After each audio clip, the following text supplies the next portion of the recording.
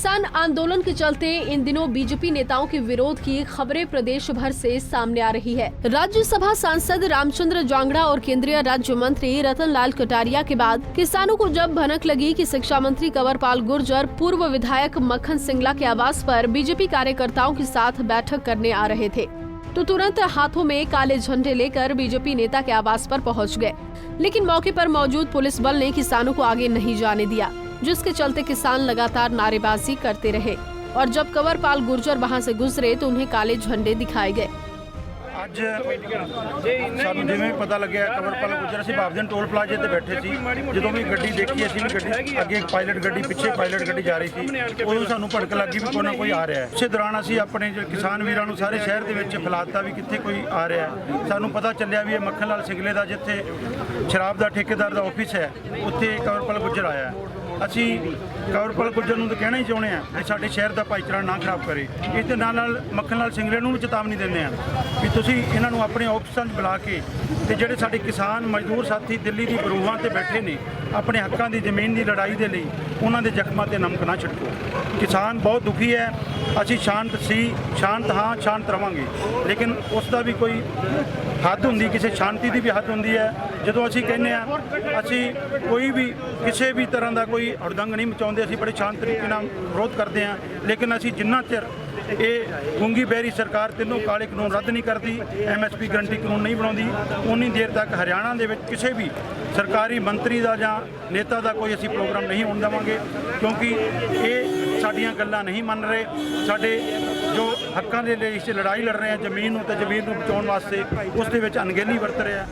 जानकारी के मुताबिक शिक्षा मंत्री कंवरपाल गुर्जर का कार्यक्रम सुबह के समय प्रस्तावित था, लेकिन किसानों के विरोध के चलते वो दिन में नहीं पहुंच पाए। लेकिन जब शाम को गुर्जर बैठक के लिए पहुंचे तो किसानों की नजरों से बच नहीं सके और आखिर विरोध का सामना करना ही पड़ा। या लोगों के मन में एक भ्रम पैदा कर दिया कि बिल जो है वो किसान के पक्ष में नहीं है, उनका नुकसान होगा, तो उस भ्रम को दूर करने का। हालांकि ज़्यादा लोग तो मानते हैं कि पक्ष में है, लेकिन कुछ लोग ये मान रहे कि किसान के खिलाफ है, किसान का नुकसान उसको, जैसे उनके दिमाग में है कि ज़मीन पे कब्जा कर लेंगे, मंडियाँ ख़त्म हो जाएगी, MSP ख़त्म हो जाएगा। तो इनमें कहीं भी कुछ भी रत्ती भर भी सच्चाई नहीं है, ना ही तो MSP ख़त्म होने वाला। देखिए MSP पहले भी शासकीय आदेश था, अब भी वो शासकीय आदेश है और मैंने प्रधानमंत्री जी ने साफ कहा है कि ये समाप्त नहीं होगा। तो मेरा मानना ये है कि किसानों को चाहिए कि वो दोनों की बात सुना। जो जनता है, जो किसान है, वो मालिक है, फैसला उसने करना, सरकार उसी की बनाई है। ऐसा नहीं कि सरकार कहीं से आएगी दिया, उसी ने आशीर्वाद दिया जब भी सरकार बनी है, तो उसको चाहिए कि वो बात सुना और दोनों पक्षों की बात सुना। जो आंदोलनकारी है उनकी बात भी सुन ले, मैं भी अपनी बात रख लें, और जिन्होंने कानून बनाया उनकी बात भी सुन ले। दोनों पक्षों की बात सुनकर फिर अपने आप फैसला करा। मालिक वही है, जो फैसला करेगा फैसला तो वही चलेगा ना जी, सरकार तो वही बनावा, तो वो फैसला कर देगा क्या है क्या नहीं। लेकिन एक पक्ष ऐसा है जो सिर्फ ये बात कह रहा है कि मेरी ही बात है, जो मैं कह रहा वो सही है। अब क्या है कि वो अव्यवस्था फैलाना चाह रहा, किसी न किसी तरीके से वो लोगों को गुमराह करता जा रहा कि भाई आप ऐसा ना करो, आप ऐसा करो, और वो उसके गुमराह करने के उसमें रहे।